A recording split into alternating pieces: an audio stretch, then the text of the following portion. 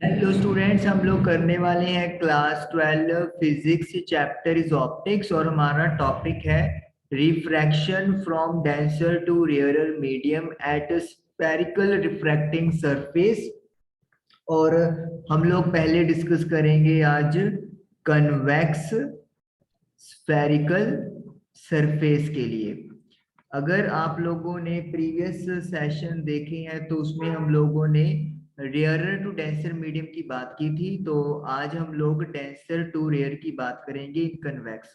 चलिए, सबसे पहले जैसे हमने वहां पे किया था डायग्राम यहाँ पर हम लोग बनाएंगे।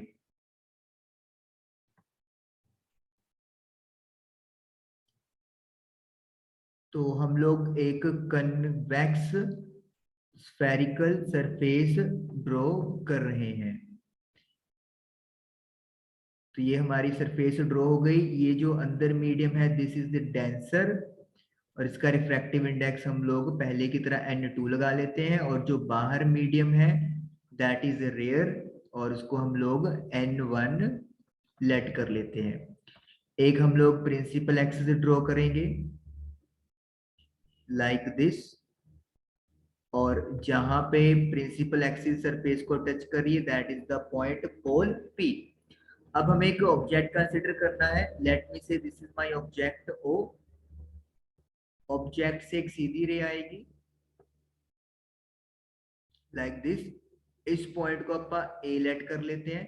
अब सरफेस जो है वो स्फेरिकल इस साइड है, तो यानी कि जो हमारा नॉर्मल है वो इधर बनेगा। तो सेंटर ऑफ कर्वेचर हम लोग लगा के एक नॉर्मल ड्रॉ करेंगे। ओके, नॉर्मल के लिए हम लोग अलग कलर यूज कर लेते हैं। सपोज कर लो ये जो ग्रीन है अपना दिस इज द नॉर्मल, ये नॉर्मल है। This is point C. आपको पता है नॉर्मल होता है सरफेस और सेंटर ऑफ कर्वेचर को ज्वाइन करता है। तो अब जो रे ऑफ लाइट है वो हमें पता है कि नॉर्मल की तरफ बेंड हो जाती है। सॉरी, अगर डेंसर टू रेयर होता है तो नॉर्मल से अवे मूव करती है, तो इसीलिए जो रे ऑफ लाइट है वो आपकी लाइक दिस नॉर्मल से अवे क्या हो जाएगी, बेंड हो जाएगी। तो इस तरीके से हमारी जो फर्स्ट रे है वो रिफ्रैक्ट हो गई। दिस इज सपोज कर लो एंगल आई, नॉर्मल के साथ एंगल ऑफ इंसिडेंस बन रहा है, और this is your angle R. Okay, refracted angle. अब हमें इमेज बनाने के लिए एक रे और चाहिए, तो हम लोग एक सेकंड रे जो है वो सेंटर ऑफ कर्वेचर से पास करवाएंगे। तो ये सीधे प्रिंसिपल एक्सिस के अलोंग चली जाएगी, और इस पॉइंट पे आके वो इस लाइन को मिल जाएगी। तो यहाँ पे इमेज आई बन जाएगा ऑब्जेक्ट ओ का। उसके बाद आपको पता है ऑब्जेक्ट का डिस्टेंस पोल से u हम लोग लिखते हैं, इमेज के लिए v, और सेंटर ऑफ कर्वेचर के लिए r का यूज किया जाता है। एंगल्स की बात है, ऑब्जेक्ट के साथ एंगल अल्फा, इमेज के साथ एंगल बीटा, और जो आपका नॉर्मल है उसके साथ एंगल गामा हम लोग बनाते हैं। चलिए, अब हम लोग शुरू करेंगे स्नेल्स का लो यूज करना। सबसे पहले स्नेल का लो यूज होगा एट पॉइंट ए पर। यहीं पे हमारी बेंडिंग हो रही है।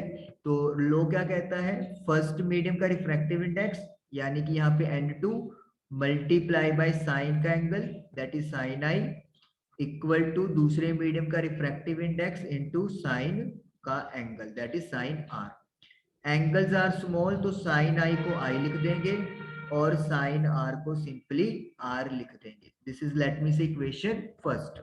अब हमें ट्रायंगल्स लेनी है ताकि आई और आर की वैल्यूज को हम लोग अल्फा बीटा गामा में पुट कर सके।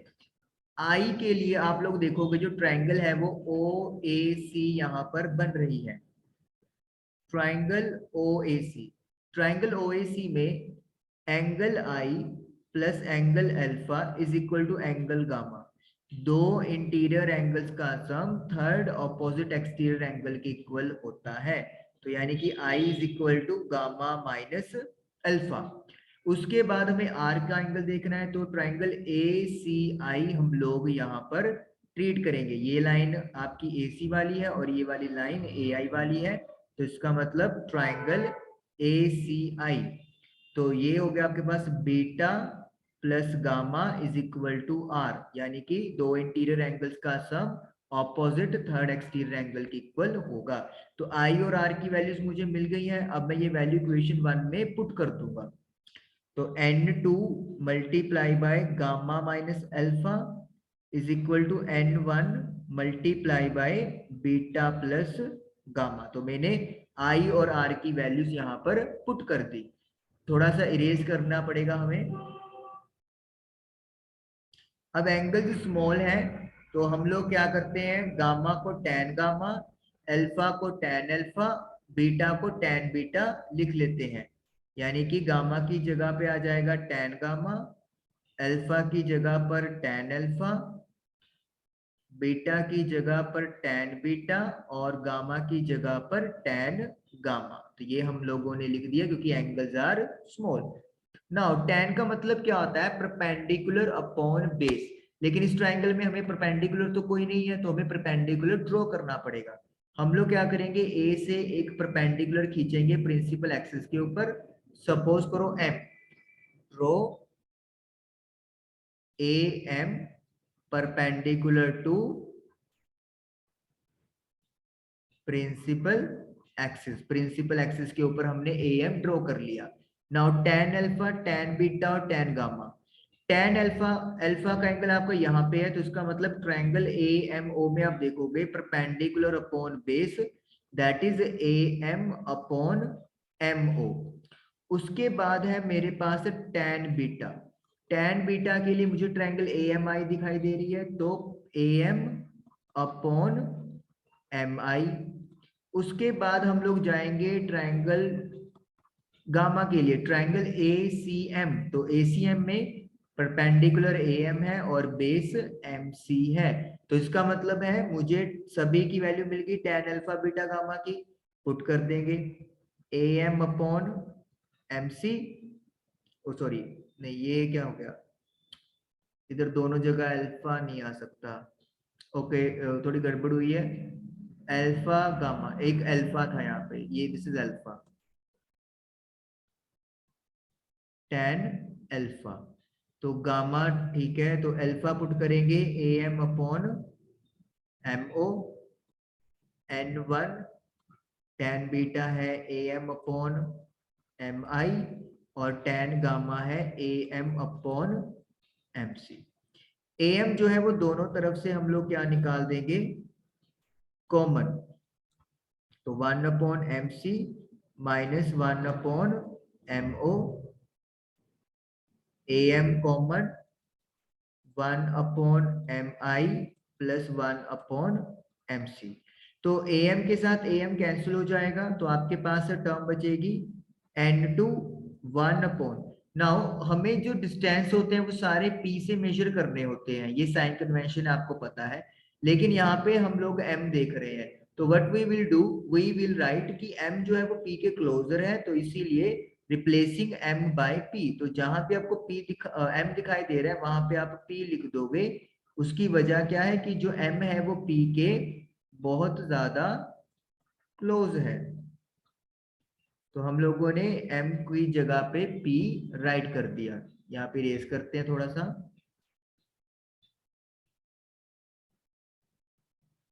तो आप देखोगे कि सारे जो डिस्टेंसेस है अब p से हो गए हैं। तो इसका मतलब क्या है, अब हम लोग वैल्यूज यहाँ पे पुट करेंगे और फिर अपना जो रिजल्ट है वो मैच हो जाएगा। चलिए, तो N2 P से लेकर C तक का डिस्टेंस R है, लेकिन क्योंकि हमारी रे लेफ्ट टू राइट जा रही है और हम लोग राइट से लेफ्ट डिस्टेंस मेजर कर रहे हैं, तो नेगेटिव PO अगेन माइनस का U, एक नेगेटिव तो पहले से ही है और यहाँ पे माइनस आ जाएगा, equal to N1 1 upon P I, P से लेके आई तक है V एंड P से लेके C तक का है माइनस का R। तो N2 divide by minus R, minus minus plus, तो N2 upon U, N1 upon V minus N1 upon R। अब U और V वाले एक तरफ कर लेंगे, N1 और N2 जिनके नीचे R है उनको एक जगह पर कर लेंगे। सपोज कर लो N2 upon U minus N1 upon V is equal to minus n1 upon R, और ये टर्म उधर जाके प्लस हो जाएगी, that is n2 upon are. तो ये आपके पास आ गया। उसके बाद बस लास्ट स्टेप हमारे पास चल रहा है अब।